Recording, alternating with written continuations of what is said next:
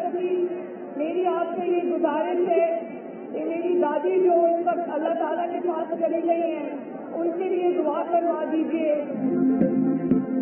سابق وزیر اعظم نواز شریف کی والدہ بیگم شمیم اختر 90 برس کی عمر میں لندن میں انتقال کر گئیں۔ مریم نواز کو دادی کے انتقال کی خبر پشاور جلسے میں ملی، جس کے بعد انہوں نے خطاب منسوخ کر دیا۔ بیگم شمیم اختر کی تدفین لاہور میں شریف فیملی کے آبائی قبرستان میں ہوگی۔ میت لانے کے لیے انتظامات جاری۔ خاندانی ذرائع کے مطابق نواز شریف کو ڈاکٹر سفر کی اجازت نہیں دے رہے، والدہ کی تدفین میں شرکت کا امکان نہیں۔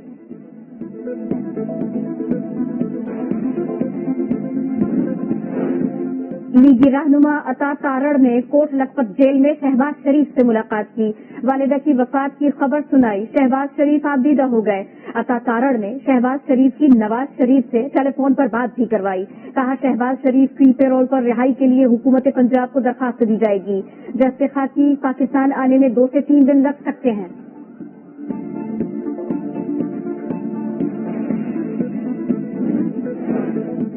بیگم شمیم اختر کے انتقال پر وزیر اعظم Imran Khan, army chief general Qamar Javed Bajwa سمیت وفاقی اور صوبائی وزراء کی تعزیت۔ آصف علی زرداری، بلاول بھٹو، مولانا فضل الرحمان کا بھی اظہار افسوس۔ وزیر اعظم آزاد کشمیر، وزیر اعلیٰ پنجاب اور دیگر کے تعزیتی پیغامات۔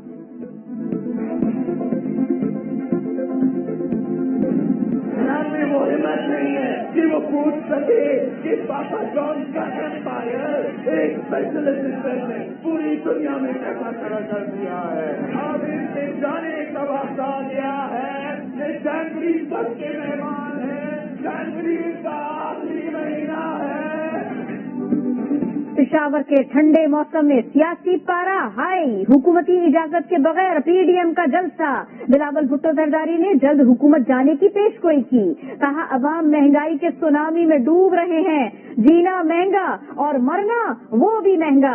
چیئرمین پیپلز پارٹی کی نیب پر بھی کڑی تنقید۔ بولے اب ملک میں کسی اور کی رائے نہیں چلے گی، عوام کا راج ہوگا۔ گلگت بلتستان سے نعرہ اٹھ رہا ہے، میرے ووٹ پر ڈاکہ نامنظور۔ اب میدان جنگ ہے، میدان جنگ سے پیچھے ہٹنا گناہ کبیرہ ہے۔ پشاور جلسے سے خطاب میں مولانا فضل الرحمان نے بھی طبلہ جنگ بجا دیا۔ کہا جنگ کا میدان سج گیا ہے، اب آگے بڑھنا ہے، میدان جنگ سے پیچھے ہٹنا گناہ کبیرہ ہے، حکمرانوں کو رسوا کر کے نکالیں گے۔ فضل الرحمان کی تقریر کے دوران آزادی کے نعرے۔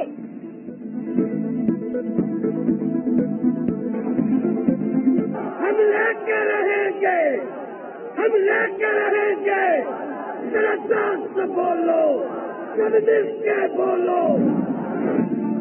ملک میں کورونا کی دوسری لہر کا شدید وار، ایک ہی دن 59 افراد جان سے گئے، 2665 نئے کیسز رپورٹ ہوئے، ایکٹیو کیسز کی تعداد 36,683 ہو گئی۔ وزیر اعظم عمران خان کا 2 ٹوک انتباہ۔ کہا اپوزیشن ملک کو دوبارہ لاک ڈاؤن کی طرف دھکیل رہی ہے، معیشت کو بریک لگی تو ساری ذمہ داری پی ڈی ایم پر ہوگی، مخالفین جتنے مرضی جلسے کر لیں این آر او نہیں ملے گا۔ وزیر اطلاع شبلی فراز کی خیبر پختونخوا والوں کو شاباش، بولے عوام نے جلسے کا بائیک آؤٹ کر کے پی ڈی ایم کے ایجنڈے کو ناکام بنا دیا۔ اپوزیشن نے قانون کے احترام اور عوام کی صحت کے بجائے ہمیشہ اپنی ذات کو ترجیح دی۔ شوکت یوسف زئی کا جلسے کا جواب جلسے سے دینے کا اعلان، بولے کورونا کو ختم ہونے دو پھر بتائیں گے جلسہ کیا ہوتا ہے۔ گلگت بلتستان جی ڈی 3 میں 47 پولنگ اسٹیشنز کا غیر حتمی اور غیر سرکاری نتیجہ۔ پی ٹی آئی کے سہیل عباس 5317 ووٹ کے ساتھ پہلے نمبر پر، آزاد امیدوار ڈاکٹر اقبال کا 3222 ووٹ لے کر دوسرا نمبر۔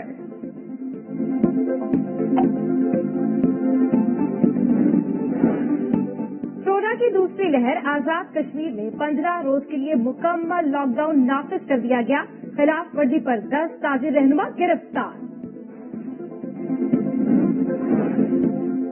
سوات میں جماعت اسلامی کا سیاسی قوت کا مظاہرہ، سراج الحق کا گراسی گراؤنڈ میں شرکا سے خطاب، حکومت اور پی ڈی ایم پر کڑی تنقید، کہا ملک برباد ہو گیا، عمران خان نے قوم سے کیا ایک بھی وعدہ پورا نہ کیا، جماعت اسلامی چند لوگوں کے مفادات کے لیے بنے پی ڈی ایم کا حصہ نہیں بن سکتی۔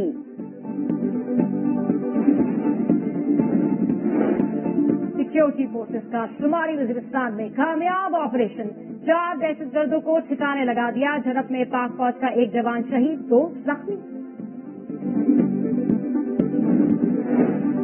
भारतीय दहशतगर्द फौज की खुरटा सेक्टर LOC पर फायरिंग, 7 साल की बच्ची शहीद, 10 अफराद जख्मी।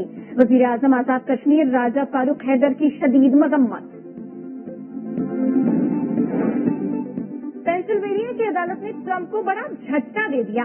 डोनाल्ड ट्रंप की पोस्टल वोट मुस्तरद करने की दरखास्त की मुस्तरद, एहलकारों को पोस्टल बैलेट गिनती की तस्दीक की इजाजत दे दी।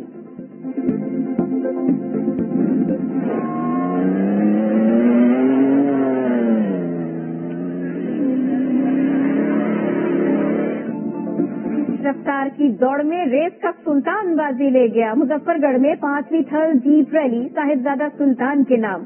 फाइनल राउंड में रेसर एजाज अहमद की गाड़ी को हादसा, 2 अफराद जख्मी हुए। बाइक रेस इब्राहिम शाह ने जीती।